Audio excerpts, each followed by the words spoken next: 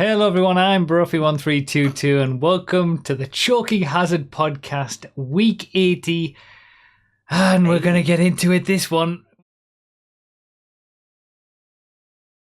This video is brought to you by my social media. Follow me on Twitter, TikTok, Instagram or Facebook via the link in the description to make sure that you're always up to date and get extra content. My usual co-host, Sugar Free Nos over there. Do I start crying now? Yes. Or when we bring out... Okay. RDT down there. Hello, the original co-host too, I should say. And this is the core trio. We're just missing Hammer at this point. We've got no Josh, as you can see. He's at the Canadian Grand Prix. He's actually part of the Red Bull F1 team now. Yeah, I mean that's why he was on the same flight as the engineers. He was talking to Max's radio engineer supposedly. That's what he said in the chat. So he's having a great time. Yeah, I mean Max would probably like him. Max is a Twitch streamer too, isn't he? So. It's true. I mean, makes sense. He's a speed runner. He can find the most efficient ways around the track, I imagine. Yeah. So, like, Red Bull. He's played a lot of F1 Manager too. I'm pretty sure. So. And yeah, we don't even have Hammer. I think this might be the first one that Hammer has missed entirely. I think he was like in and out of one or two of them, like where he was on a train back or something. But yeah, it's literally just the three of us. Yeah. Like the least talented of the group. And yes. Pretty so much. If you want to skip this one, go for it. We don't have the expertise of Josh or Hammer. Although this will be the one that will get all the views because the title is going to be something like worst DLC of all time or something. Question mark, question mark, question mark. Yeah. Shocked emoji. Yeah.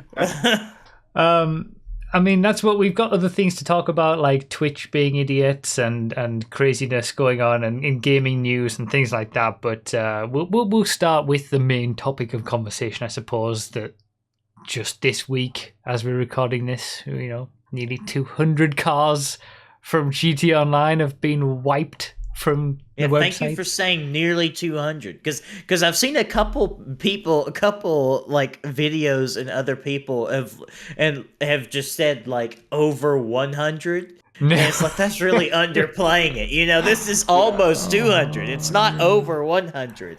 You can't say technically 180 is over 100, but I feel like it's less bad. I had one of those comments on my video about it. That, like someone said, "What the hell was that? What the hell was that? Something outside. What the dude? These kids playing outside. They're coming up with new like sounds every day. Film. I think it was like a horror film sound. I think it was some car's brakes. That was horrendous. Probably. Yeah, sure. That wasn't a rusty scythe being like dragged across your window. That's what it could have been. But yeah, someone left a comment say like because I'd said something like almost 200, and it said something like less than 200. It's like, well, yeah, technically it's less than 200, but like 190 cars is closer to almost 200 than less than 200. Like. What do you mean less than whoever did you ban that guy? Did you ban that was? I didn't. I just scrolled past it and ignored it. You're a stronger man than I am. Nas is gonna go find that comment right now. I don't have any power. If I did, that's why I'm not a mod anymore. Because just like click. Man. So I think the thing that really got me, because I actually had the most of the script ready for the video that I put up about the removed cars. I had most of it written out already, anticipating that they were going to release something that was, they were going to do something bad. But I had to add to it because it was worse than I expected.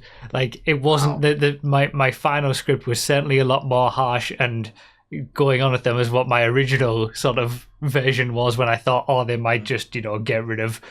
If they'd gotten rid of just like the street cars that you can buy that you can steal off the street or something, then I probably wouldn't have made a video at all. And then I was anticipating having to make a video for something like, I don't know, 30, 40 cars or something like that. But yeah, it got a lot worse on the actual day when I realized it was 200.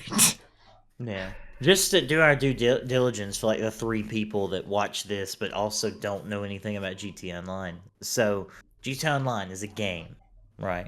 Allegedly. Allegedly. I mean, it's more like a Allegedly is second a job game. at this point.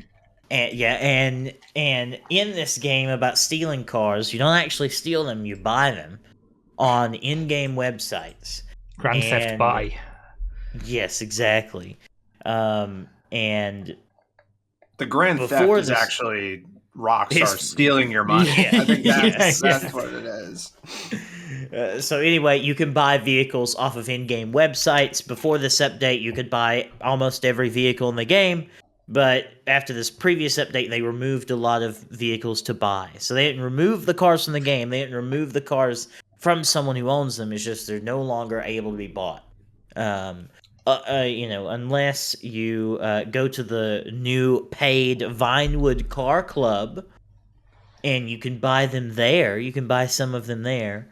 Or you can buy them from other players through the car meet, but only on new gen. So basically, if you're on, there is still a way to get the cars on the new gen platforms if you happen to know somebody who has it already, or for 2 vehicles if you pay for GTA Plus. But if you're on PC, if you're on PS4, if you're on Xbox One, you just flat out can't get those cars anymore. They are essentially removed from the game for you if you want to buy them. That's it. There's no way to get them whatsoever.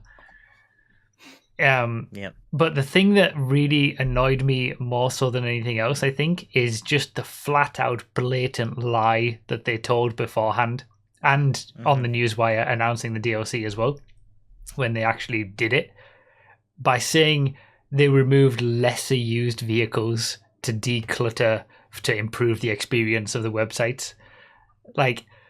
It's so, what do they think we're idiots? They must have such contempt for all of us to think that we will believe that they believe that those are the lesser used vehicles.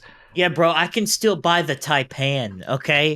That's enough. No one owns a Taipan other than me. I'm the only Taipan owner.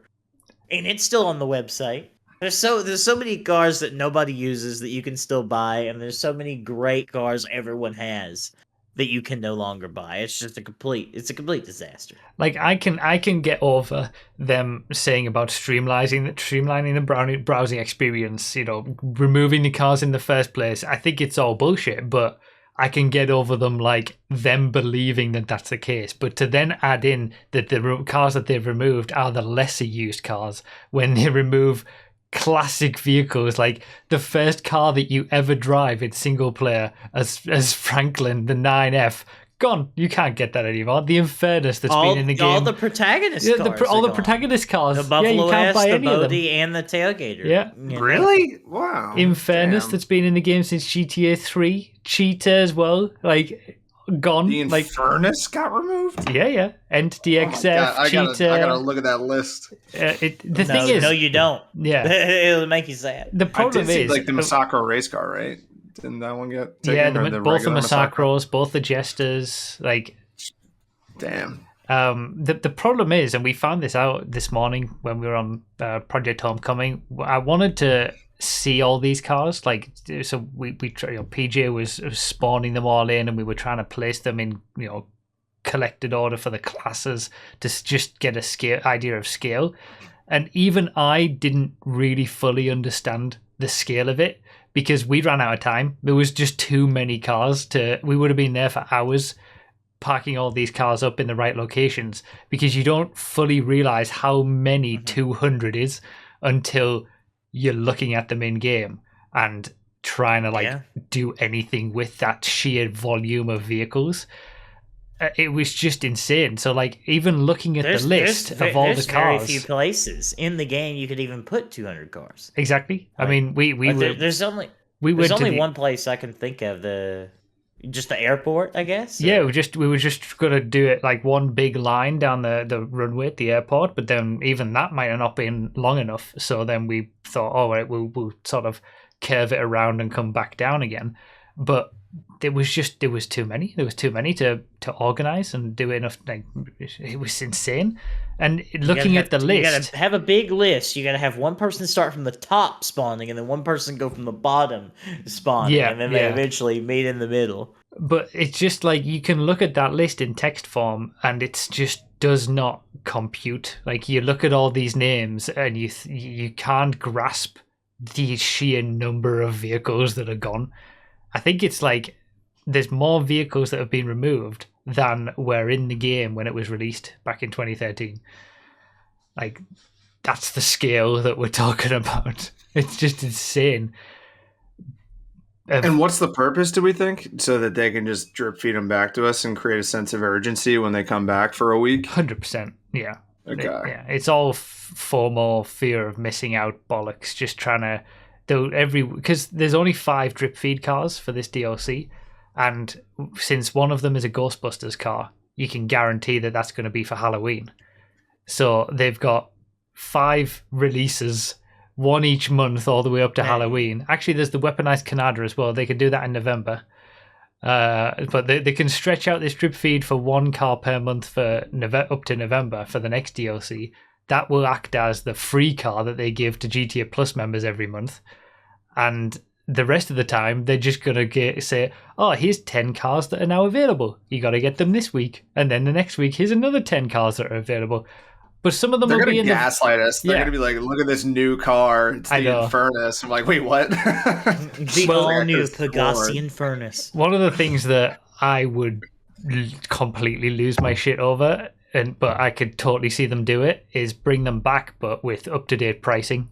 So the Massacre comes back and it's like 1.8 million instead of the 100k or whatever. Like, I can totally see them doing that. I think that would be they're going to do that. Yeah, now that you mention it, yeah. Also, Josh is in here, by the way. He snuck in under the radar. Oh, hey. Yeah, cool. Yeah, hi. I'm stood outside on a busy Canadian street. Coming to you live from Canada. What's your take on the GTA cars being removed, Josh?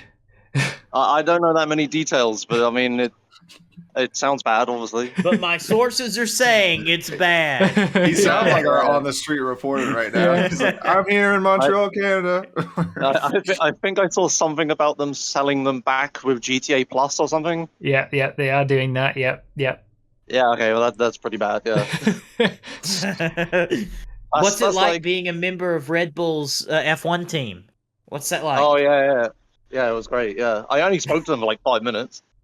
That's enough. You're on the team. Yeah, I don't know. It's just they're just trying to. It's like how do you get your devs to stop making content but still sell more content? You take away the old content and sell it back. Yeah. I don't know. But how is everything with you at the Grand Prix? Yeah, it's all right. It's a bit rainy at the moment. We were worried about we were worried about the forest fire smoke stuff, but that hasn't seemed to be much of an issue just because it's been raining since we got here, pretty much. Totally forgot about that. New York was terrible. Oh yeah, you were there. You were there in Blade Runner City. It was orange. It was just like crazy. Yeah, there was a little bit of orange sky, but not that much. Wasn't it like it's smoking 30 cigarettes in 8 hours or something, the equivalent if you breathed it or something like that? Like, it sounds horrific. Probably. The UQI, is that? No, AQI. What am I talking about? Air quality index was like in the 500s, I think, which is not good. Every time someone posted about it on Twitter, the air got worse. You know, it's like you will get mesothelioma if you go outside. You know. Yeah, it was bad. So are you how long are you in Canada for, Josh? You're not there just for the Grand Prix, right? No, my mum grew up in Canada, so this is her like big retirement, like big family trip thing, because she got access to her retirement money early or something. I don't quite know the details, but she got some money, so we went on a big trip here. But like she asked us all what we would want to do in Canada, and I was just like, well, I can watch the F1, I guess. And then because of that we got here now, and we're in Montreal just for that. So nice. Yeah, I have no idea how my dad and my brother are gonna do for the entire race because they're not interested in it at all. Oh god. And my dad doesn't like helicopters, and there's gonna be a TV helicopter flying around, like swooping around. So that'll be a laugh. He doesn't like helicopters in the sky? Yeah, He's scared of them crashing. Oh, okay. Yeah, I would understand not liking going on helicopters. Helicopters are scary. I don't think I'd ever get on one. I'm personally not a fan of helicopters, but I'm not gonna like start throwing things at them in the sky. Like, they're just minding their own business. I mean, they go over the top of you quite a bit when you're at a Grand Prix, when they're flying and doing the fast camera shots and things like that. So yeah, good luck with that. Yeah. But yeah, all of Montreal, like downtown anyway, all the touristy bits are all very F1 themed at the moment. Like I can't go like 5 minutes without seeing someone with a Ferrari hat on. That's pretty cool. Yeah, there's loads of advertisement stuff everywhere. We went up into Central Station the other day, and the Mercedes engineer team was just stood in the middle of Central Station, just chatting to people. You're just meeting all of the engineers of all the teams by the time you come home. Like you'll have worked your way into one of them. Especially you start talking with one of the lesser ones, you could definitely get hired. So yeah, all right. Helicopter went over, so I can't hear anything now. How long are you planning to be here, like in this call? Until I get told to come back inside the calf, I guess. Okay. Well, before you go, then, like before you get called back, how was your GDQ experience? Because I was going to ask you about that. Right. Okay. So from my perspective, like leading up to it, really good like communication, all that, and the fact that I get accepted at all, and the fact that they're doing off-site runs is like a very runner-focused like move, because from experience of working in ESA, we know that people don't watch on-site or off-site online runs. People don't care. Okay. They tune out. Like all the marathons during COVID all did terribly. They like people to be doing it somewhere where everyone else is doing it. Yeah. Even though it doesn't impact them because they're watching like not in person either. It's just like you're watching an in-person event thing. Feels better or whatever. Okay. So yeah, the fact that they even accepted me and let me do my run at home and stuff was like really nice and awesome. And then all the communication leading up to it, I had to use like a weird like bastardized version of OBS that they set up for people who don't know how to stream, which makes sense.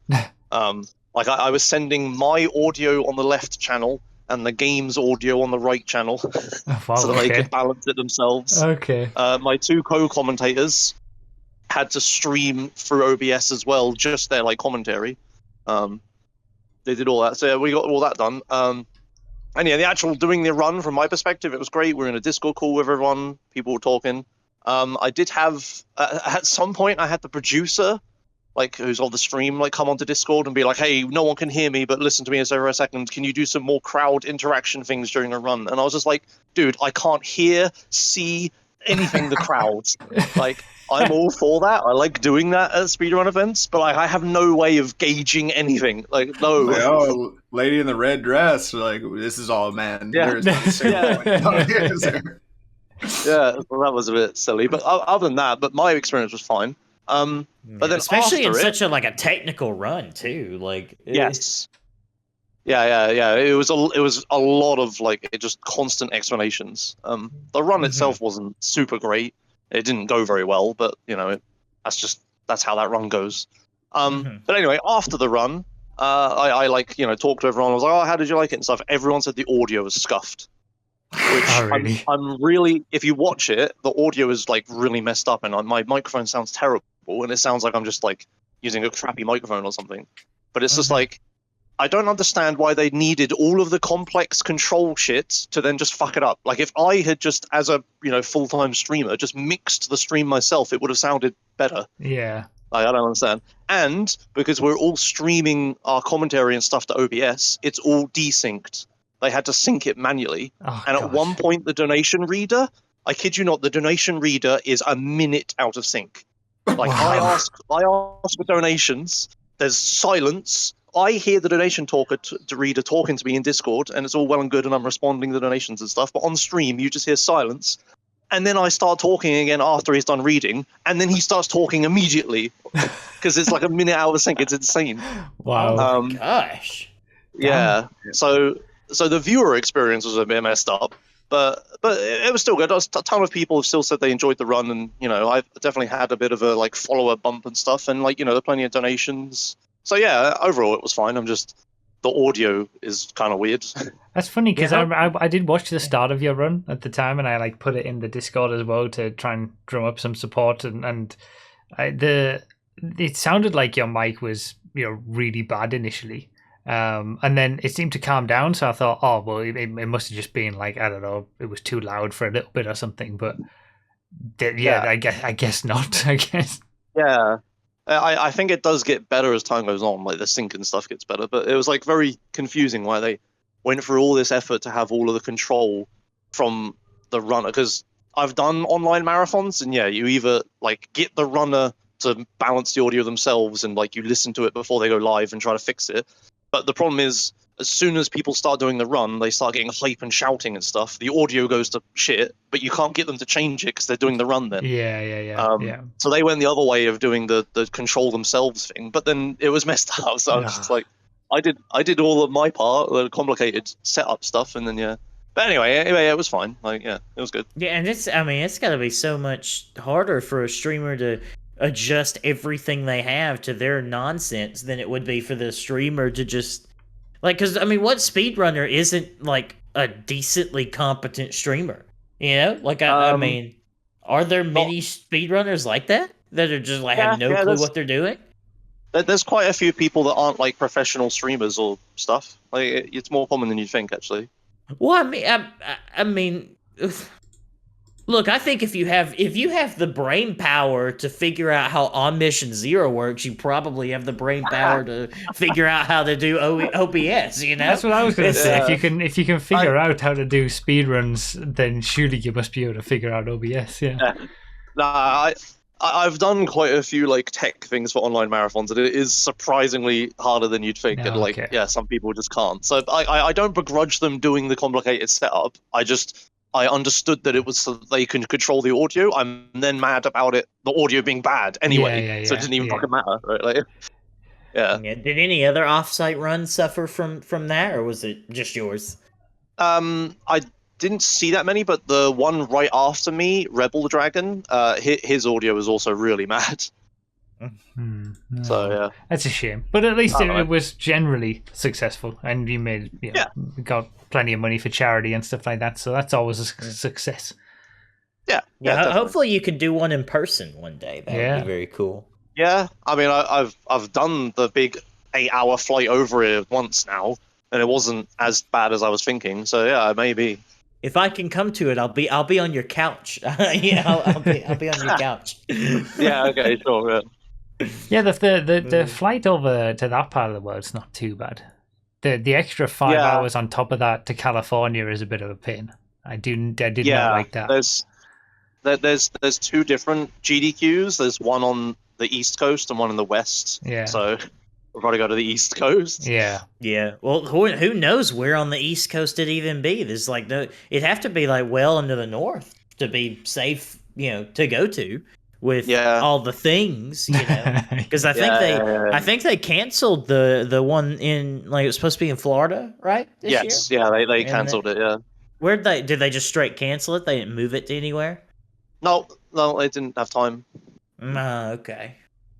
RDT, I noticed you're back, by the way. Yeah, I was a little curious. I was just about to ask you, because you know how I can see your battery percentage on your camera, and it was gradually going down. And I was as soon as Josh was going to be finished with his point, I was going to say, RDT, do you need to plug in your laptop or something? It's like yeah. I guess one of the outlets on this little surge strip I have was not working, so I got a little, hey, you're about to die. I was like, oh shoot.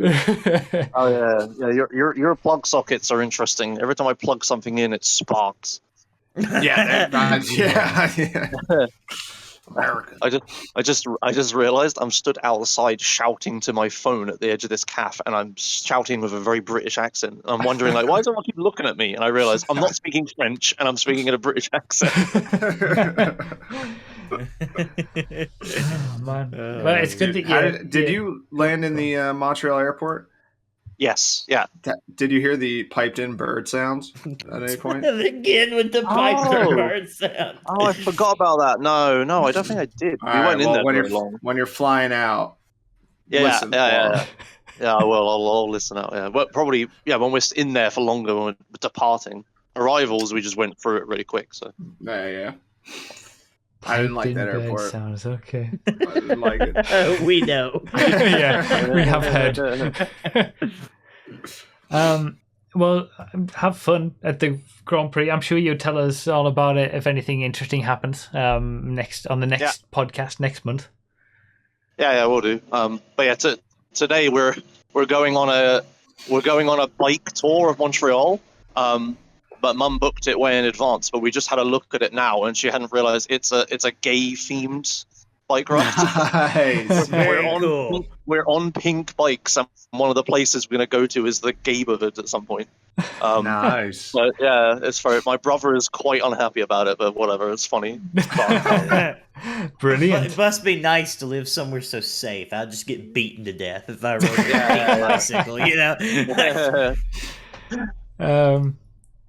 Right, well, I guess we'll move on to the next topic, and you can just stay here for as long as you can, Josh. Yeah, sure. Yeah. If it's a thing I know about, I'll stay. Well, it's back to GTA because you kind of came in and segued us away from it, but like we'll go back to it. Yeah.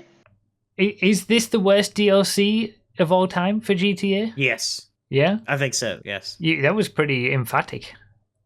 Yeah. Well, I mean, it's like. Well, we've never had a DLC take things like this really before. It's like when a DLC's bad, at least it's bad in a vacuum. It's like these cars suck, or this thing sucks, or these new missions suck. Like we've never had it ruin the previous content like this, you know?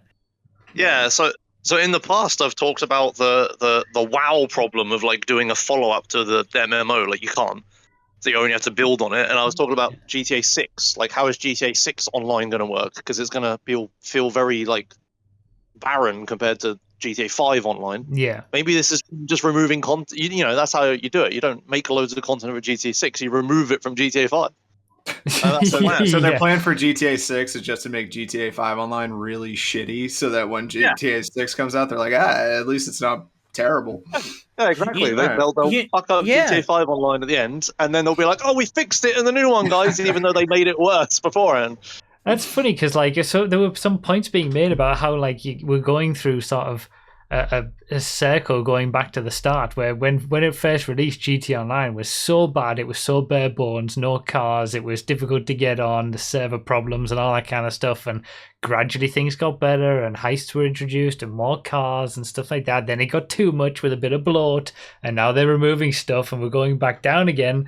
And yeah, it will get to the point where we're like no better off than what we were in 2013. So GTA 6 is online. It'll be like, oh yeah, something fresh. Maybe you know.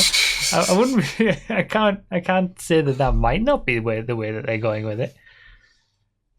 Yeah, I mean maybe. But like the thing is with it being, because I've always, I mean, we talked about all the GTA DLCs in an earlier podcast, and this was before I think we had Arena War. This was like a gun running and smugglers run times, and we ranked all the DLCs, and I think it was like Ill-Gotten Gains 1 was one of our worst because it started the whole high prices of everything, but we were all pretty unanimous that, you know, it was things like gun running and smugglers run kind of weren't great DLCs just because they forced you to buy one thing to be able to buy another thing to be able to buy the third thing. But then Arena War came out, and I think most people have said Arena War. Like I think Arena War has always been the worst DLC that they ever added to the game. There was so much potential there with it, and the content was so bad. It was, you know, the game modes weren't that great. When the cars were terrible as well. Like there was just so many things wrong with it. But like you say, at least we could ignore it. Like we could and at least you got a cool themed garage to store some cars in. Yeah, you got the arena itself. I love the arena. Yeah, the arena's the garage is fun. Garage. Yeah, I wish we could use the big spot for something other than the Cerberus, but like, you know, apart from little annoyances like that, and when we got more props that you could use for the creator, but they're locked behind the arena creator. but people found ways to be able to use them in jobs, and now Rockstar have completely broken all those jobs by not allowing those anymore. So Nice. that's another thing that they've removed with this DLC. Basically, broken a third of all jobs that have ever existed because they've changed the way that the allow list and block list of props work. So there's a lot of races that have even one of Rockstar's own races has a prop missing because they forgot to add it to the new allow list. So they've broken even one of their own tracks. But yeah, at least I suppose some people did enjoy Arena to some degree, I suppose. So, there's always something there. But, every time since Arena War, people have always said, oh, this DLC is the worst. And especially with the last DLC, Drug Wars, people always said, oh, this one's the worst DLC of all time. And I'm always just thinking, you're only saying that because you're in the middle of it right now. Yeah. Or you came into the game after Arena War was already a thing. Like, Arena War has never been beaten in my mind until now. This is the first thing where it's been, okay, I'm having to think about this now. And yeah, with the points that are being made about, even the missions aren't that fun. They don't pay well. You've got to pay millions for an Avenger to be able to do them in the first place. And they removed content and broke all the other stuff. It has to be the worst DLC of all time. The only thing that's cool is, I think the new jet is really cool and unique in the stuff you can do with it. But even that's bugged. Even normal bullets don't damage the thing at all. Yeah. So it's invincible to everything that's not an explosive. Yeah. So it's even that's broken. And then didn't they nerf the laser and the Hydra? Probably to make the new one even look feel better, so that you'd pay money for that. Dude, they're so scummy, bro. Scummy. There you go. So the thing that I said they were going to do a GTA 6, they did it with those vehicles. There you go. Yeah. But yeah, that's true. As GT Driver says in the chat, aside from the removed cars, the general quality is terrible and the amount of bugs is insane. That is true. I've got this long laundry list that I'm going to put into a video of all the things that have been wrong with this DLC, that it's just introduced so many bugs and so much wrong with it. The attention to quality in any, even just at a base level, the Monstrosity is the first HSW off-road car. And you know how in the lobby screen you can either turn HSW on or off. You can either enable it or disable it for races. You can't do that for off-road races because they forgot to put that option in. So they added an HSW off-roader, but they didn't add the HSW enabled or disabled for the off-roads class for races. So you have to. Wish I had HSW. Yeah, and you're on PC, so you don't even get HSW. Cars were being deleted from the MOC. If you changed your MOC, your personal vehicle would get deleted. There was one thing where you could be, if you were in stealth mode in the Avenger and you got out of it and ran around, you would just be off the radar forever, no matter what you did. But even the cars, other than the Monstrosity's cool. Okay, I like the Monstrosity. It gets the pass. Okay, unique car. Yeah, and one that I wouldn't expect to be added, because it's who knows what a Mitsubishi Pajero is, other than Doug DeMuro fans, It's no one knows what this car is, man. But I kind of like that they brought that name back from the GTA 3 era as well. I do too. I really like that. The Monstrosity is the only good thing. It's no one cares about the Clique Wagon. Nobody. Yeah.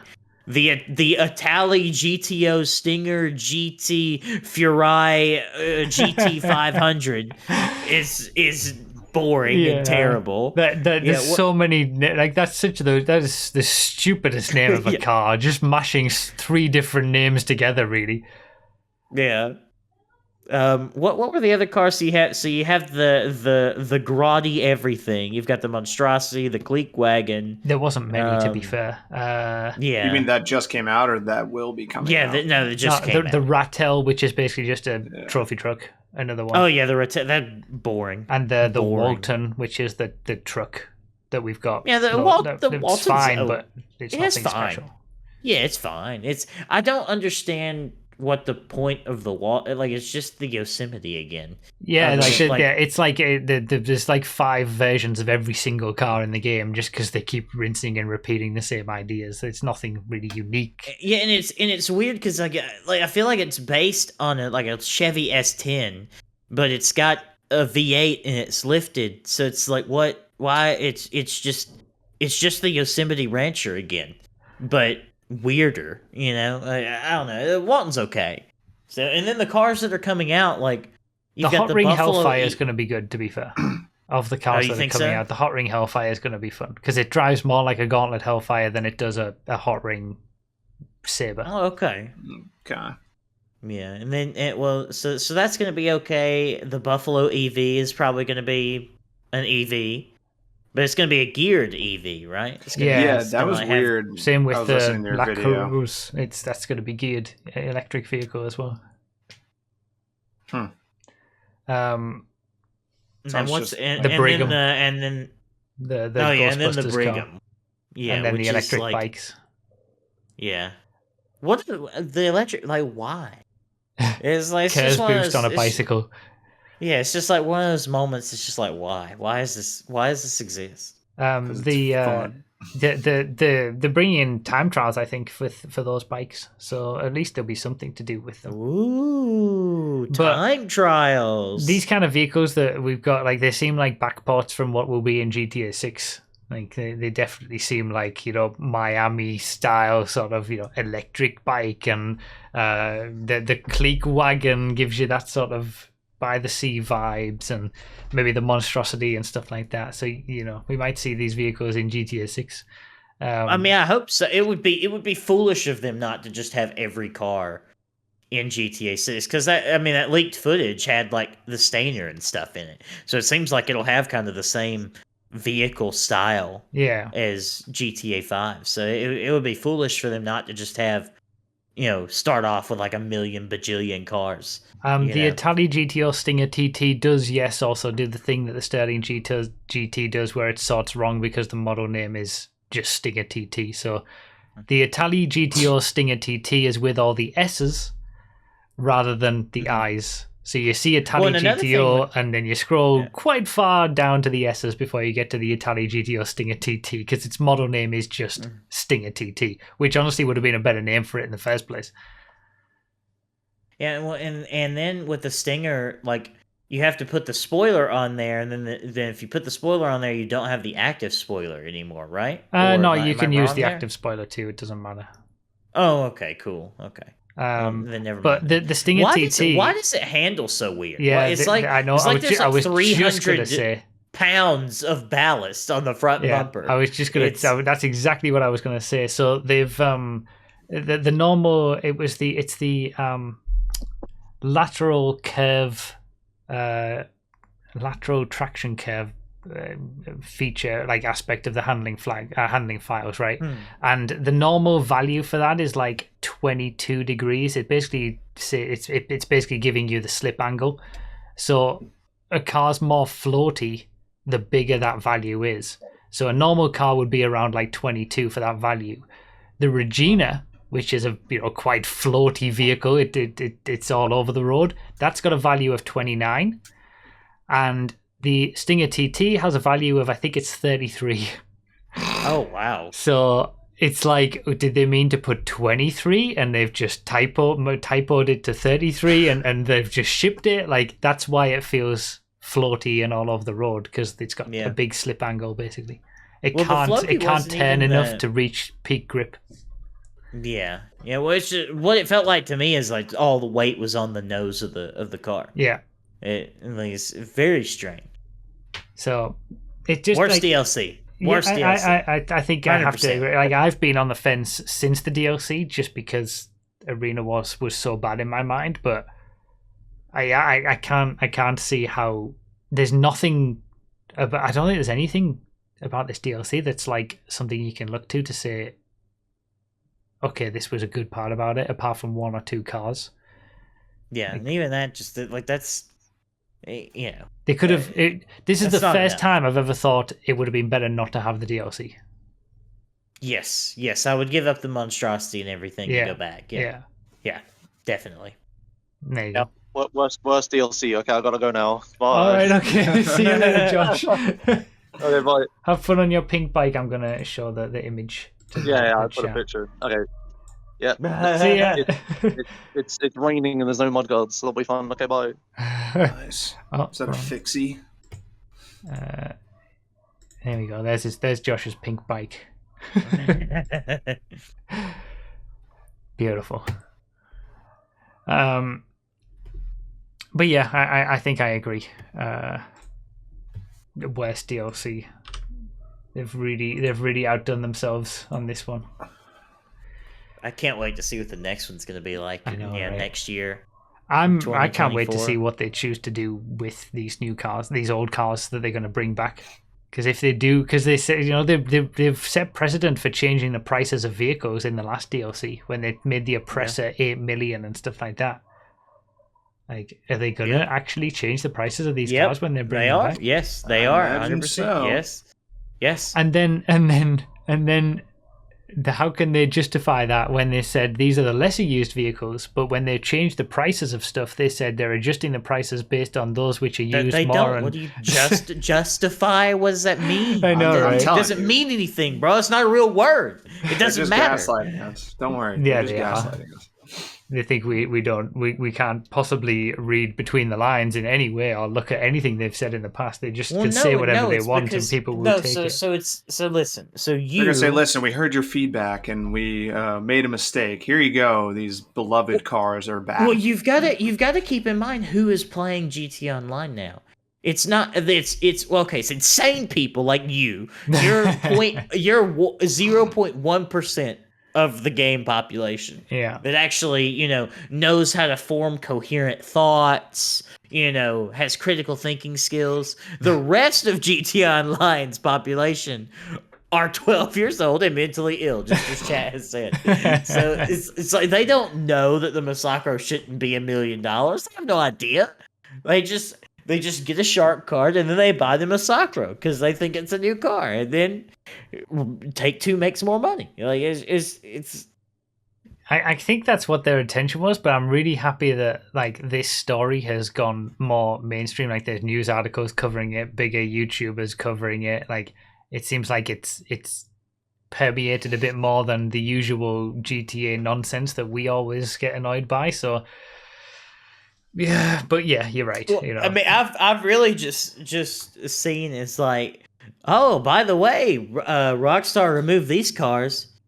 Good thing no one plays that game, and then they go back to doing whatever they're doing. I could totally see that though. Them releasing the Masacro again with the race car version and be like, "Oh, there's a Masacro. It's only $1 million. I can get that for Mom, give me a shark card. I want this new car. And there's a race car version for 1.5. Oh, I could get that one too." Not realizing they're $100,000 or something, and they've been in the game for 10 years.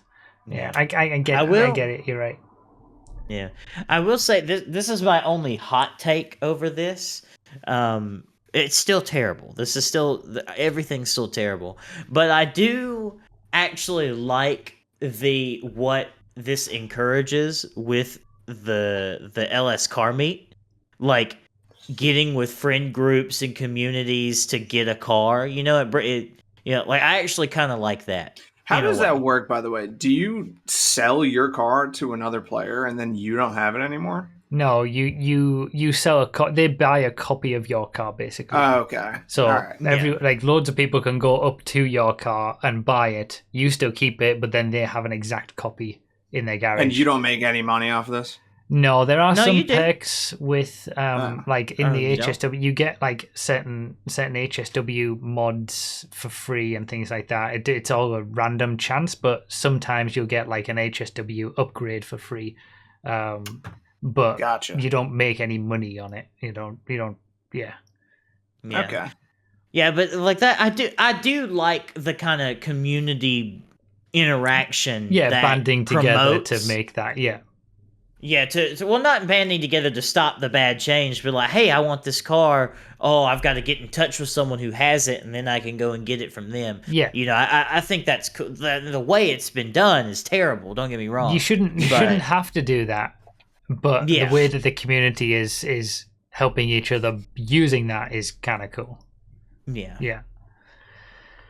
Okay.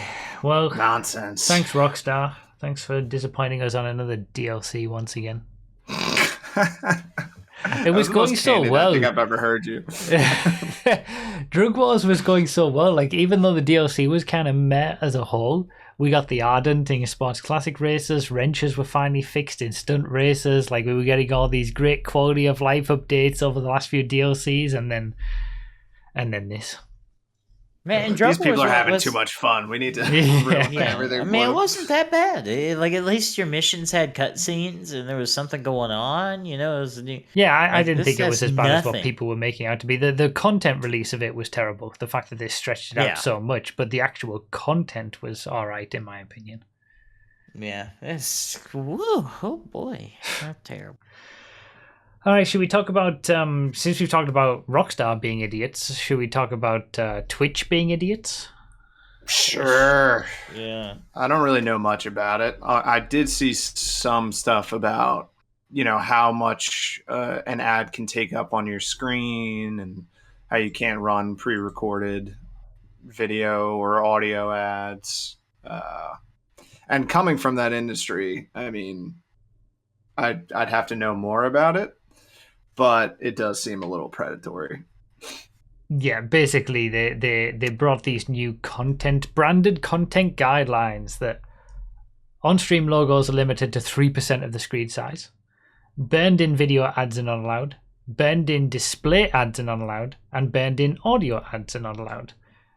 And also all these other changes that they made as well to previously all partners got, I think affiliates as well had their own separate contracts, and now everybody's moving over to basically the same contract at this point. And issues with that could lead to potentially people like losing their affiliate or partner status if they don't stream enough, because there's aspects of that in the new contract and things like that. The Choking Hazard logo is too big. You're gonna get flagged on. No. So the community backlash on the branded 8%. content stuff was so huge that they removed it, walked it back immediately. Pretty much within hours. I think they publicly walked it back, but nothing changed in terms of the regulations, right? Or am I misunderstanding? No, they did change the actual wording of things to get rid of all that stuff. They've still they introduced a number of things that you can't do that are like alcohol or something like that, and cigarette sponsorships and things like that, I think.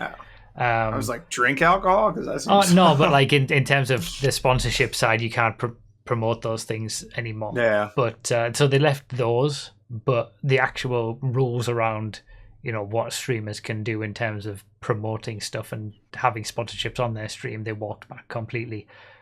Well, it's some guy that wears a tie to the office every day, has the bright idea of wanting every single dime that comes through this platform to be for Twitch to have a part of it. Yeah. And the advertisers should be going through us. Why are they just going directly to the streamers? We can't have that. Can't have them making money. But RDT would know more about this. It is an Amazon service, so I mean, that's not super surprising that they're trying to nickel and dime everything. No, I mean, I understand the business behind like pre-roll and mid-rolls and running those ads and banner ads and stuff like that. I just don't see the benefit of going after your creators, the people that actually bring viewers to the site. Doesn't seem like a very good business strategy, especially with all the backlash that they're receiving now. Yeah, well, you see, under a capitalist organization of the economy, that is naturally inclined towards monopolies, sometimes corporations can feel like they can do whatever they so desire because you have no option.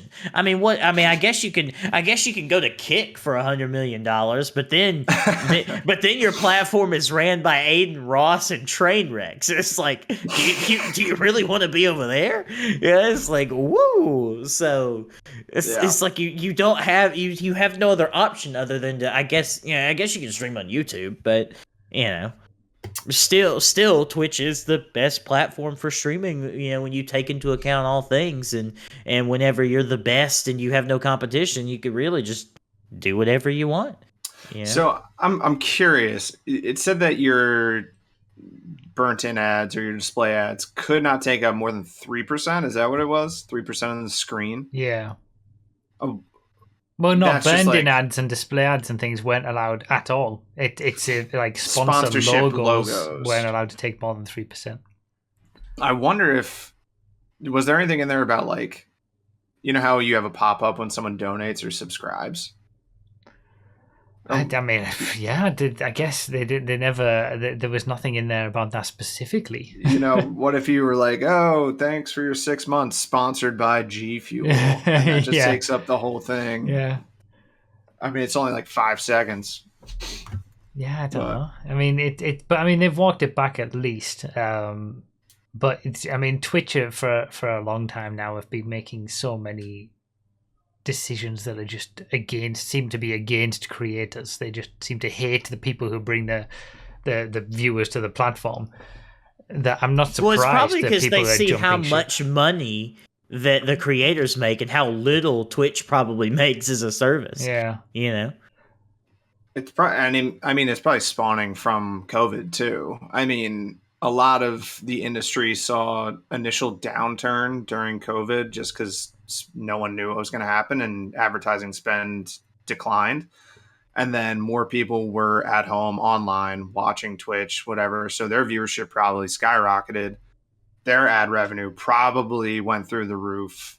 I don't know. I haven't looked at any of their books or anything, but I imagine that's what happened. And then they probably took a deeper look and like, why are we paying the creators? We can just throw more ads on, throw more banner ads, throw more pre-roll. But again, I don't know what limiting. I don't know what limiting sponsorship opportunity outside of just regular video and display. I would assume that they want to have some kind of setup where all sponsors are divvied, like to streamers are divvied out by Twitch, so that Twitch is getting a piece of that.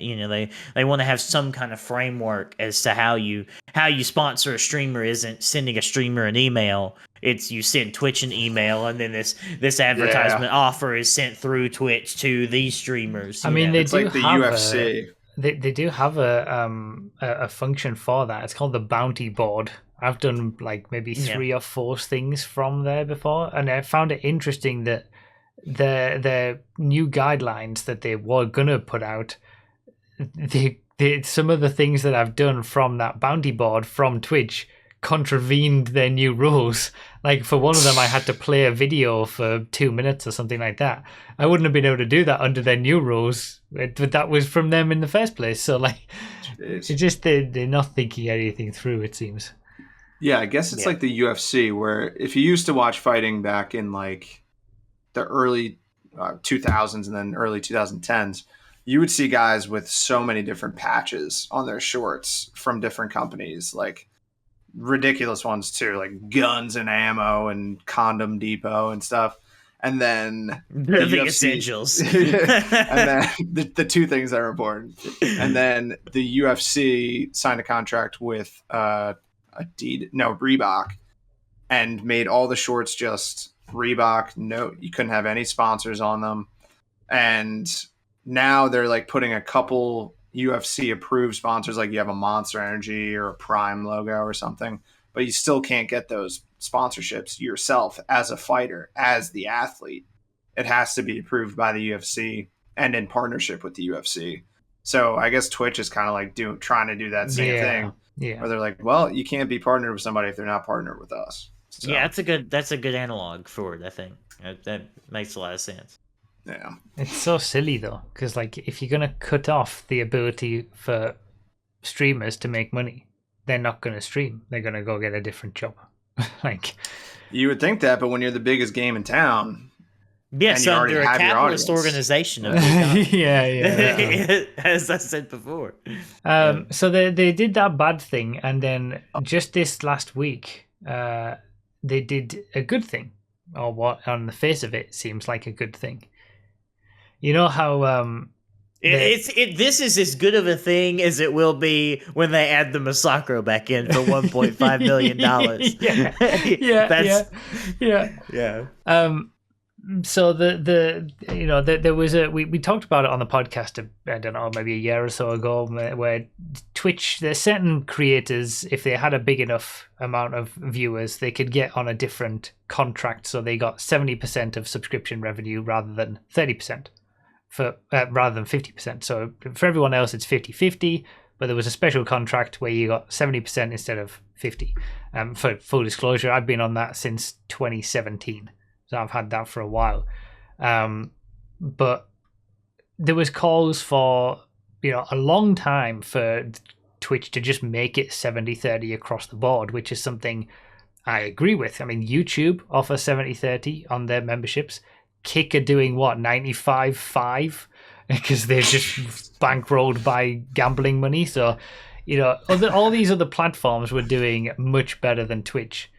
And then Twitch, in response to that, they decided to cap off the amount of 70-30 to a maximum of $100,000. So if any streamer made over $100,000, any money that they made over that $100,000 was back at the 50-50 rate, and they stopped giving 70-30 to anyone really. I think they stopped doing it for a few years. Nobody could get on that contract. But they said at this time when they made this change, grandfather in the people who are still on the 70-30. If you're on the 70-30, you can stay on the 70-30 up to 100,000. And we talked about that at the time on the podcast, because it's actually the top streamers that cost them the most money in terms of, viewers and the resources that they need and stuff like that. There was actually a decent thread about it. In what way does that make sense that the top streamers cost them more money? Like, what's their justification? There was a thread. There was an independent thread on Twitter from someone who works in the space. It wasn't coming from Twitch. I can't remember what podcast. There's no way I'm going to be able to find it now. I think it was, and I might be wrong about this, that we talked about it on the podcast, and I'm sure I linked to the tweet thread in the podcast show as well. But it was the idea that the bigger streamers have such a large amount of people watching them that they take up so many resources in terms of the video that they don't make the money back or something like that. I don't know exactly what it was, but the explanation seemed reasonable, but that's not to say that I agree with, capping it at 50-50 above 100k. Like, it's stupid that, so now you're going to go after the big creators and make them make less money. What? Okay, well, they'll just go somewhere else. I don't know if I buy that. It's like, oh no, we have so many viewers, we're paying more in ad serving fees. I'm like, yeah, but you're also making more by delivering more impressions on the ad. So and they have more. They're going to have more subscriptions from those bigger creators as well. So like, I don't know, but anyway, many months have gone by since all that happened, and then this week Twitch said we're introducing the Partner Plus program. The Masacro, if you will. Yeah, the Masacro at 1.5 million's coming back. So the Partner Plus program reinstates that 70-30 for streamers, but only above a certain amount, which is how it always was, right? But it's actually slightly better than it used to be. So when I did it, I needed 500 subscribers to get put onto that contract. And that's why I did, the very first stream week that was a push to 500 subscribers. That's why I did that in the first place. So then I got on the contract, and I've stayed on the contract since then. But now they're doing away with these personal contracts. So everybody's on the same deal, and everybody's going to be beholden to this new Partner Plus program where you need 350 subscribers to be able to get put onto the 70-30 split. If you get over 350 subscribers for 3 months, you'll have 70-30 split for the next 12 months. But it has to be 350 recurring subscribers. So it doesn't include gift subs or prime subs. It's only those who pay real money. Which is still slightly better than what I had to do in 2017. But the difference is that you can lose it. You can, if you go under the 350 after the 12 months are up, you're done. You just go back to 50-50 again. And I counted mine, so I have like what? Let me look at it. I've got 730 subscribers right now. I counted it in the stats. 354 of them are recurring subscribers, as in not Prime or Gift. Most of them, I mean, that's like half of the subscribers are regular subs, about half of them are Prime subs, and then there's like 40 or 50 at any one time that might be Gift subs. So I've gone from a state where I've been on this 70-30 since 2017, locked in, to the point where even though I've got 700 subscribers, I'm at risk of losing it if it dips below 350 when this new thing comes into force. And that's like that's a big pay drop, because that's affecting not just the 350, that's 70-30 across the entire 700. That's $700 a month that's just gone. Wow. If I was to drop to the 50-50, because it's $1 difference. $2.50 I would get per subscriber on 50-50. $3.50 I get per subscriber on 70-30. So that's the one thing that is really horrible about this, especially for streamers who might be on that edge. Their income, they might get used to it for 12 months, and then they immediately drop back down, and that's like $500, $600, $700 a month that is just wiped out, just gone.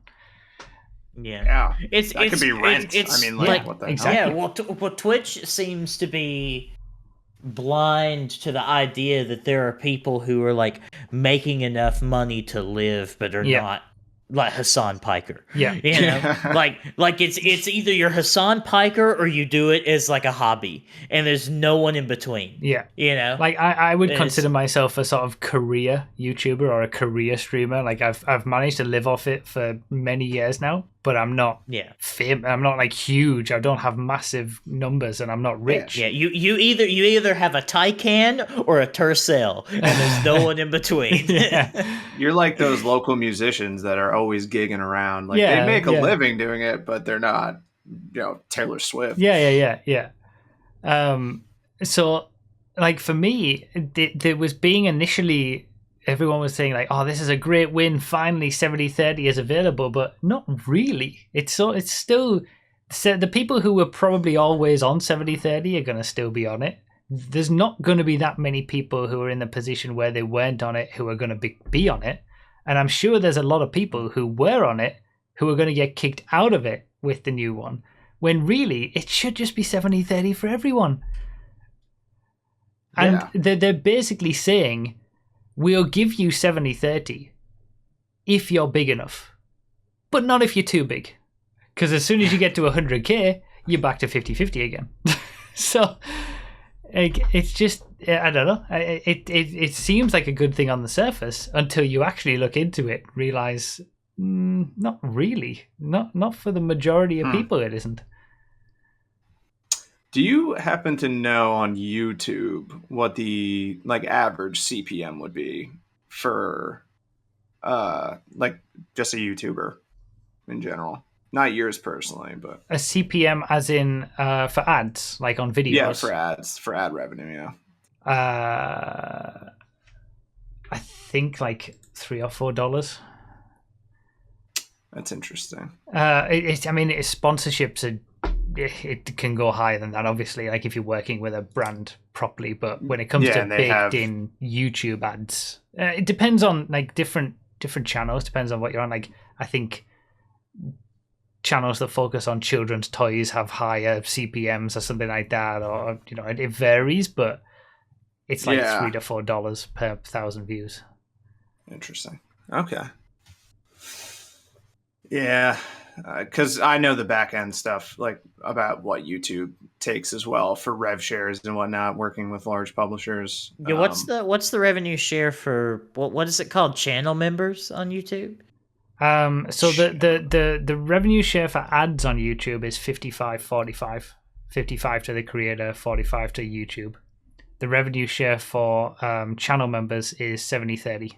70 to the creator, 30 to YouTube. And again, this is why all that pressure was being put on Twitch to go to 70-30, because YouTube are doing it. Interesting.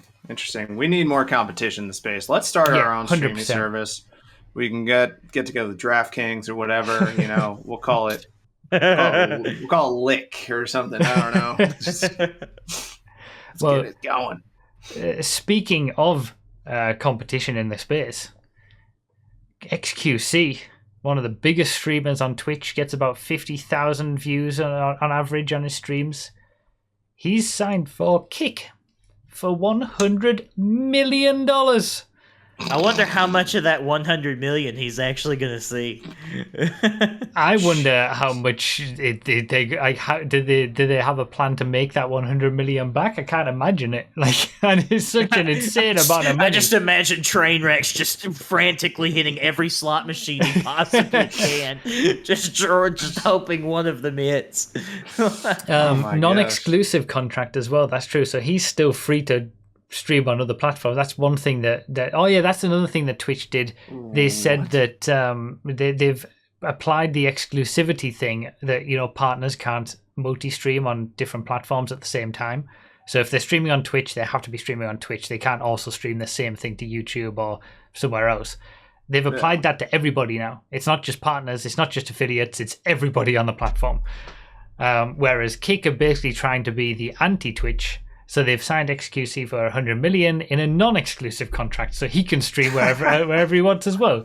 Well, Kick is trying to be the anti-everything. It's like they're. I mean, it's. If I go too far into it, it'll start to get political. But the Twitch and their moderators are just a bunch of lib cucks that won't let me say my Nazi stuff. So I'm gonna go to Kick so I can say my Nazi stuff. Yeah, it's kind of all it is, really. It's just a bunch of goobers being goobers. Yeah.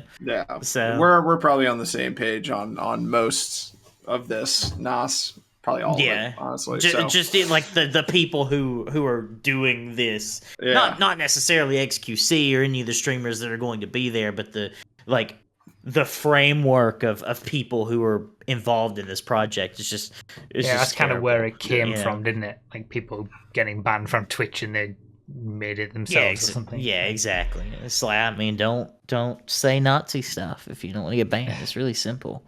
But like the one.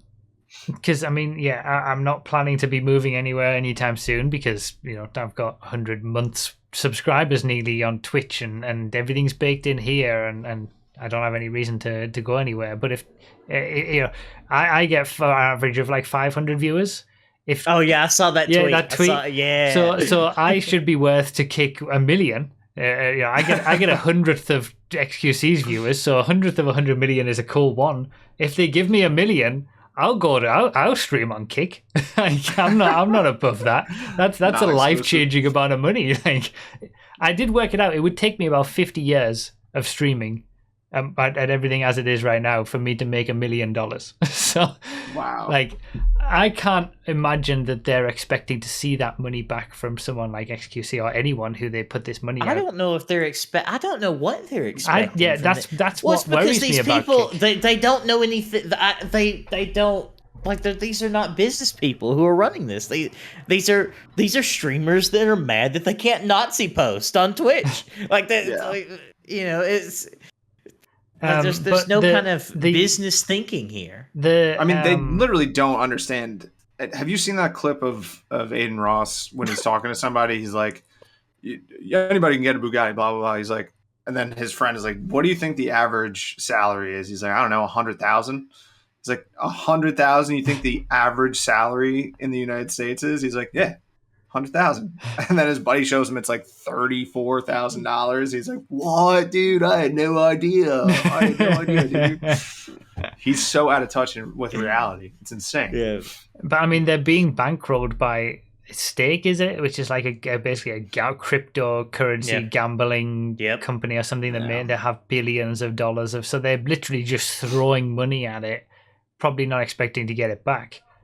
but I don't know what their end goal is. Like, I don't know if Kick's going to be here in a year, 2 years. Like, Mixer didn't get any traction, you know. Yeah, and Mixer was made by a real company. That was a Microsoft project.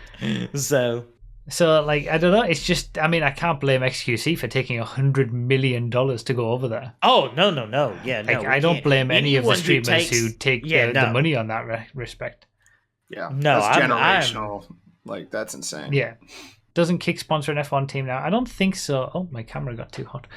Oh, no. I don't think they sponsor an they've got a few F2 cars with Kick sponsorship on, I think. But I think Don't Stake, the parent company of Twitch, sponsor a F1 team, I think. But you know, it's not as if it's like money that you know where it came from and how they got it, and they're a company that makes products that just it all seems a little slimy and oh yeah, so yeah. There are Kick logos on the Alphas. I agree with Aiden Ross's manager. Everything is like about him and his brand is toxic. is sludge. It is radioactive sludge. And I would stay as far away from that as possible. Stake sponsors Alfa Romeo, and they change it to Kick if it's not allowed where they race. I see. That's the thing, and Kick is also like, it's basically just a copy of Twitch. Like they blatantly took, you know, when Twitch source code got leaked, like if you've ever been on the Kick website, it is just Twitch, but with Kick branding. So they've blatantly taken that, and everything looks exactly the same. But you know, I mean, if anything, at least they're there making waves, right? Like at least they're putting some sort of pressure on. They've taken XQC away from Twitch, right? Like, kind of. Like, well, no, because he's not allowed to stream simultaneously on Kick and Twitch. Okay. But that's because of every Twitch. Once in a while. So he can stream on Twitch if he doesn't stream on Kick. But I imagine his contract is you have to stream on Kick, but you can also stream anywhere you like at the same time. But by Twitch's own rules, so happens, that precludes Twitch. It's not Kick's rules that you can't stream on Twitch. It's Twitch's rules that you can't stream on Twitch at the same time. So so then wouldn't he be out of his contract on Twitch? Yeah, exactly. Well, he doesn't have to sign a contract to stream on Twitch if he wanted to. You know, like no, but he'd get banned because nobody on Twitch anymore is allowed to multi-stream. Even if he loses even if he rescinds his partnership or whatever, and he just becomes a normal person with a normal multi-stream account. As in running the stream that you're doing on multiple sites at once. Yeah, right. That's what I mean. But if on one day he streams on Twitch, but what I'm saying is, even though Kick has given him a non-exclusive contract, part of the contract will be that all of your streams should be on Kick. They're not going to sign him for $100 million for him to be able to stream on Twitch every now and then. Like, all of your streams have to be on Kick. You never know. They're not smart people like us. Well, maybe, Well, that's. I mean, all Kick is, bro, is just a video of a slot machine while someone asks the Jewish question. That's the whole website. That's it. That's all that happens there. And the thing is, then they're gonna eventually at some point start to get into legal trouble from either the streamers saying these things or them like playing movies or TV shows on Kick that and they're gonna have to bring down the hammer just like Twitch have been doing. And then it's like, oh, Kick, you promised us we could do whatever we wanted, and now we can't. How could we have known Trainwreck's TV would betray us?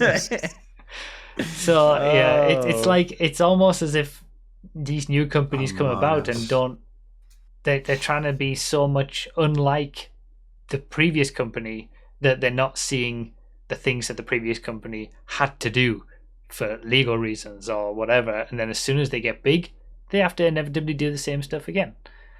So it's like when Elon Musk came in to Twitter and was like starting to remove stuff, and now he's bringing it back because he's like, oh, okay, that's why they did that. That's why that's why they did that. Yeah. Interesting. I'm looking into this. All right. So I mean, we've talked about. I mean, the whole world and all companies seem to be just as bad as Rockstar and Twitch are these days. Like it's just a thing that is happening across the world now. Companies are shit, and we're paying the price as It's they almost squeeze as us. if capital is accumulating in like 3 places, and that's it. Yeah. Yeah.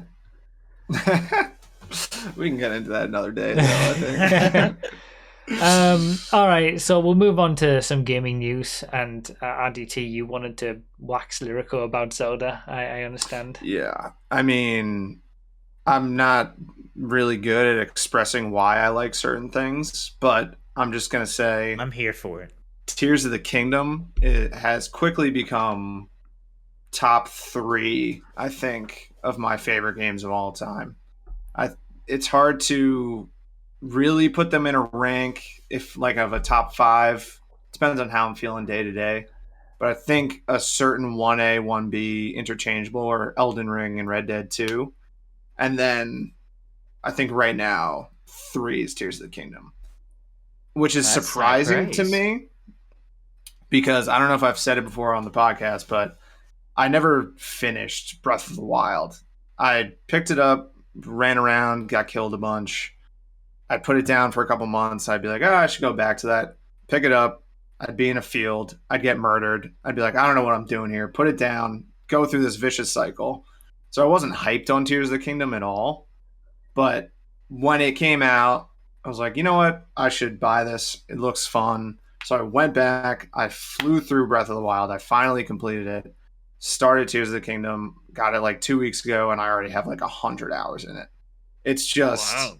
it's like one of the best. It's one of the best games I've ever played. I think they made, if you liked Breath of the Wild, they made it even better. They added really cool mechanics and abilities. Yeah, what's up with the building? I've seen some clips of some contraptions. What's going on there? Yeah, that's like insane. You can fuse weapons, like items to weapons to make your weapons stronger, which is, I think, solves a huge problem I had with Breath of the Wild, which is that your weapons just blow up after 5 minutes of using them. But you can create new weapons out of different items to make them better and more durable. But what you're talking about is like the Zonai devices, which is, I'm not going to spoil anything, but it's like some ancient society that was in Hyrule and they have a bunch of technology and you can create these structures out of, just your imagination. People have created like Gundams and airships and then just rafts to go down a friggin' river. So it's really like the game is as limited as your imagination is. So if you liked Breath of the Wild, Tears of the Kingdom is even better. If you haven't played either, play Tears of the Kingdom. I think it's one of the best games of all time. So 10 out of 10. So IGN. do you not have to have played Breath of the Wild to be able to do Tears of the Kingdom? I don't think so. There's some reference. There's like a lot of reference to characters, but it's not like, oh, this happened in Breath of the Wild, so now it's happening in Tears of the Kingdom. It's a completely different story. Okay. So I've never played a Zelda game. I think we've talked about this on the podcast before. That's insane. I think I might have haven't like either, started actually. one of them, like at one of the 2D ones years and years ago, and I just couldn't get into it. I didn't really know what I was doing or anything.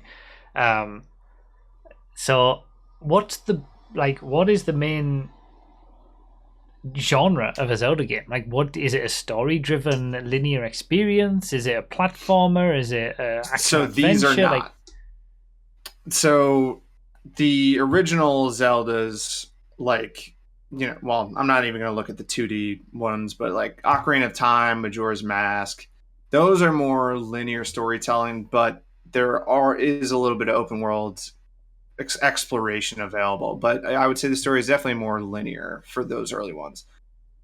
Breath of the Wild and Tears of the Kingdom were a huge departure from the series in that they were really just open world with a main story, obviously, like any open world game has.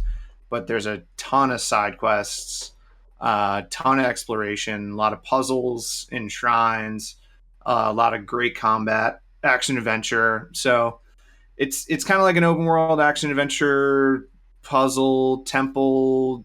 You know, it's a lot of things. It's a lot of things. Okay. I guess that's what makes it so good, the variety, then. Yeah. Okay. Like I said, you're limited to your imagination. So you can have fun creating gliders or, like I said, Gundams or autonomous I find it so difficult to play warships. games now. Like, I don't know. In my spare time, it has to engage me so much more than a game ever used to have to do for me to put time into it. That, like, paying they made it $70 as well, right? Like for the game on the Switch on an old platform, that they upped the price to new gen prices. Listen, man, that's less than $1 an hour of game time for me so far. Well, yeah, so. that's true. Yeah, but then for me, if I don't know if I'm going to like it, to pay that kind of money, especially now when I'm, things are more expensive and I'm earning less, that like it's difficult to just to even put that kind of money into a big game that I might not even care about. You can always wait, get it on eBay for less. Yeah. But I cannot suggest it enough. So much fun. Might look into it. Might look into like some gameplay footage or something, or like the first half an hour on YouTube or something of the game, and see if it's something that I might want to try myself. I think Elden Ring might have been the last game that really hooked me like this. It's just so good. So good. Okay. I've also been playing Resident Evil 5 recently with Pre-Shot in the chat. That game's crazy. I played Resident Evil 5. Like the man, who were the main characters in Resident Evil 5? Chris and Shiva. That's right, yeah, and it was like in South Africa or something, or it's like in Central Africa. It's Central Africa. Kind of racist, not gonna lie, but I remember playing. I played it with Sexy on her stream. Oh, did you? Yeah, they're not good games. I played those it a long ones. time too. That and like you 6. say they're not. I mean, they're not like. You have this thought about what Resident Evil is like from the 1, 2, 3, 4 and stuff, and then 5 kind of just goes completely different. 5's a little wacky and wild. Yeah. We're like halfway through the story, I think. Kind of nuts. But we had fun with it though. To be fair, I did kind of enjoy playing it with the wife. It was a fun thing. I think we played 6 as well, but is 6 co-op? I think so. I feel like we played because those were my first. I think Resident Evil 5 and 6 I played before anything else with Xerxes. I didn't play Resident Evil games, and then I played some of the remakes on stream. So, the new Resident Evil 4 remake's apparently very good. I know I want to get it, but I've already purchased it like 3 times. Which is everyone will know in the chat? Which is the Resident Evil game I played on stream? Probably 2. Was it 2? Remake. With the big It was dude in a police. in the police station. Police station. Yeah. Yeah. It was okay, but they're not my kind of games. I thought it was crazy. Like, that was another game that I had started, got halfway through, and just got to a save point where I didn't have any ammo or healing or anything, and didn't know where I was going. So I put it down for a couple months and came back with determination to beat it, and I did. So I'm glad I did. It was really good. I don't know what it is about those kind of games that just don't do it for me. I don't know. We were talking to Nos about. I was telling Nos about this in the pre-show, like Fallout, like in the Bethesda big open RPGs. Are you a Bethesda guy, RDT? Or you? I played Skyrim when it came out. I played Fallout 4 on Jerry's Xbox in college and had fun with it. I'm not like a big Bethesda guy, so. Seen any of that Starfield coverage? How you feel about this? I don't know. I'll play it. Yeah. that's about it. Yeah, that's. I mean, yeah. I mean, we talked about. I don't really have anything to add past what I added in the pre-show. For those who haven't seen the pre-show, if you're watching, you could see it on the Choking Hazard podcast channel. It always goes up half an hour before the show starts on the channel, so you can subscribe to that. But I just my only thing is I have just been like my personal relationship, it's like a personal relationship with Jesus Christ, but it's like that, but instead it's with Todd Howard. And I have been betrayed by Todd Howard in our personal emotional relationship a lot. So it's a struggle to trust him now, even though he's very pretty and very sweet. He's just lied so many times, you know. 16 times the detail. God. You see that mountain, you can go to it. Okay, you can go anywhere. You can do anything. You can be anything. So, yeah, I mean, but, Starfield looks right up my alley for being a space type thing like that, but also might be just too open for me. I don't like things that are too open and too much freedom. Yeah, I mean, it's literally the universe, so I think it might be a little open for you. Elden Ring I still haven't played. No Man's Sky looks like it's pretty incredible now. Like, I'd like to try that. I still haven't. I've thought about trying No Man's Sky. Can you do it? It's on Game Pass. Is it multiplayer now? It is, right? Didn't they do a I believe so. We could do a stream of it at some point. Okay. If we can work out the times, I'll play it with you. Do some co-op flying around the world. I played a little bit of No Man's Sky. Yeah. How long ago did you do this? Like, I don't know, a year and a half, 2 years ago, maybe.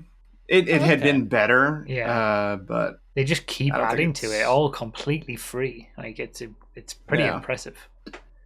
I really like that YouTube video from Internet Historian, The Engoodening of No Man's Sky. Yeah, I think I saw. Kind of goes through the whole process of. Oh, I have to watch that. Yeah, it's pretty good.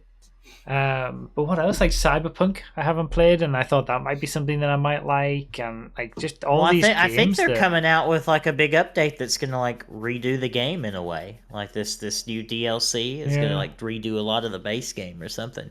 I haven't kept up with it, but I just don't have the time anymore. Yeah, me too. We're both sad and it's like every time I try something new, I'm just disappointed, and I just get further discouraged from trying something new. I'm becoming old and sad. Especially big games.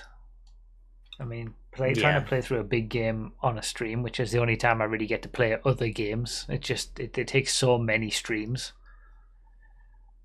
Yeah, so and it's like the things that I happen to be enthused for like turn out to be flops or like bad ports or bad games or whatever. Like I was excited to play The Last of Us on PC, 60 FPS, and of course it doesn't run right. It's a complete mess. It doesn't look as good as it should.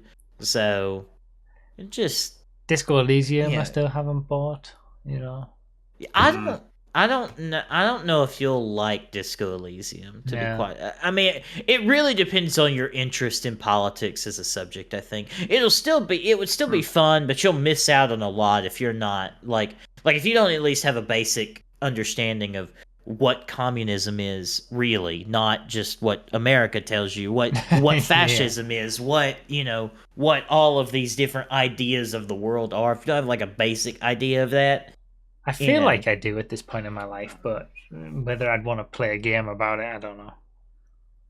Yeah, I watched the guy who does the like this game is garbage and here's why, or this game is a nightmare, here's why. I think it's Up is not. I can't remember, but he recently did a review of Disco Elysium, and it was pretty good. Like there was one funny moment that like you talk to this guy's name is Measurehead, right? So, and he's a racist. He's like a phrenologist racist, like gives you all the backstory on all these different races that are in this fictional world. And just to get past a certain section of the game, the person who was playing it decided to like agree with him, so he'd open a gate for him. And then he gets inside the gate to talk to this guy who's like an important character in the story, and the main character's name is Harry. So it's just like, so I hear you're a racist now, Harry. Like it's like Disco Elysium's a really special game, but it's certainly not for everyone. It's like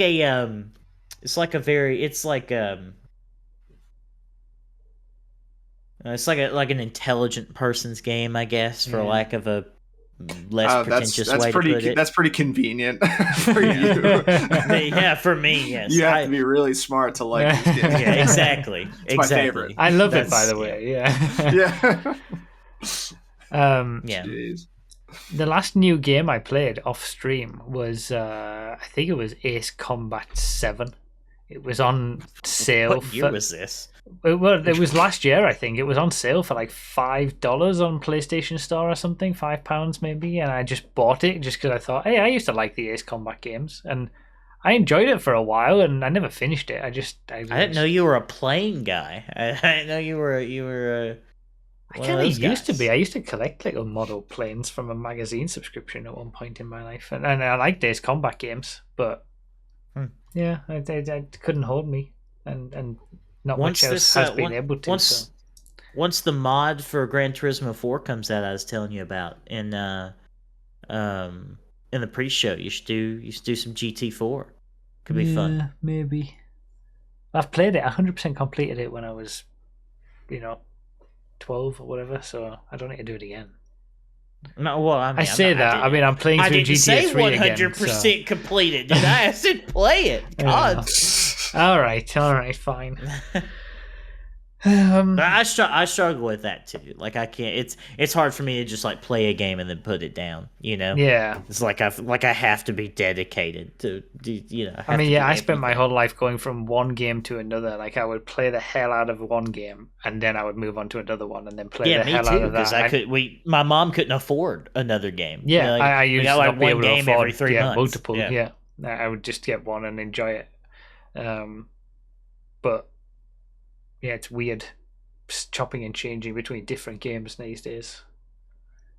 Yeah, I never thought that would be the case. Like, I'll open up my Xbox and look at the apps and just be like, I have too many games. I don't know what to play.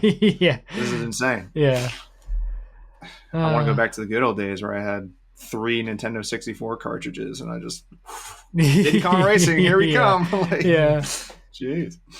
Did Nos and IDT know about your GTA save data? I don't know. Did you guys see that? I commented on. What do you mean? You did. I commented on that video. Yeah, you did. Yeah. That video made me happy. Yeah, it was a fun trip down memory lane.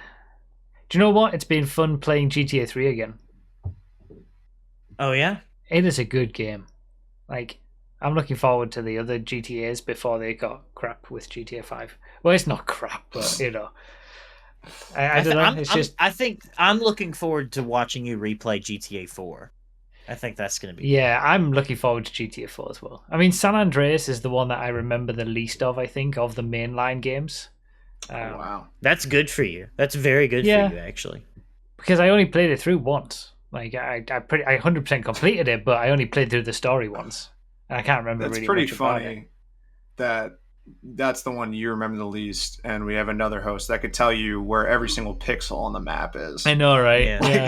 Yeah. I mean, I could tell you a lot about that game too. Yeah, because most people seem to be like that. Loads of people played San Andreas loads, and it was the main game or the first GTA game for a lot of people, and it never permeated with me in the same way that GTA 3 and Vice City did.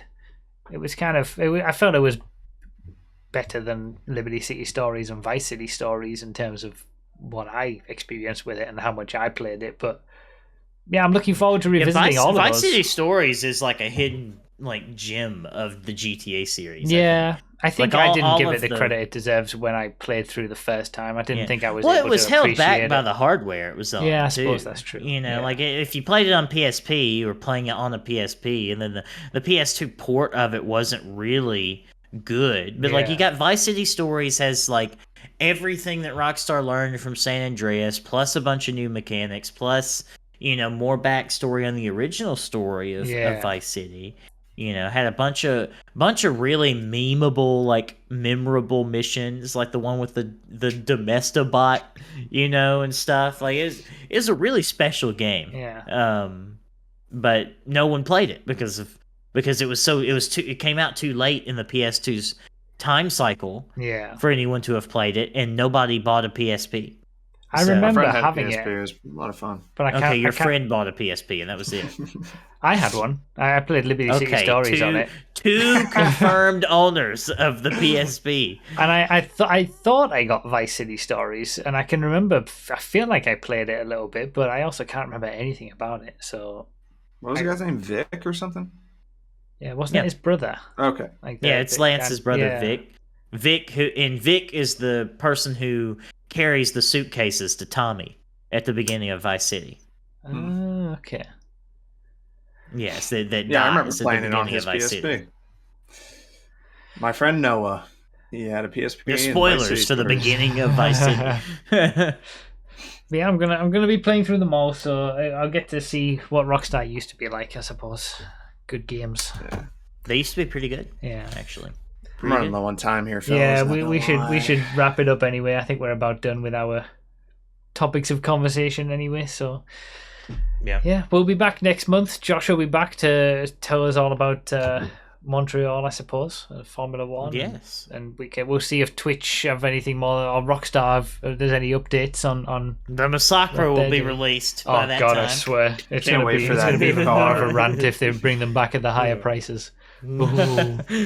Oh. All right, thank you guys for watching or listening, depending on where you've watched or listened. Do you want to say goodbye, guys? I have enough time to do marbles. Goodbye, guys. See you later, No, guys. goodbye. Thank you so much. Bye.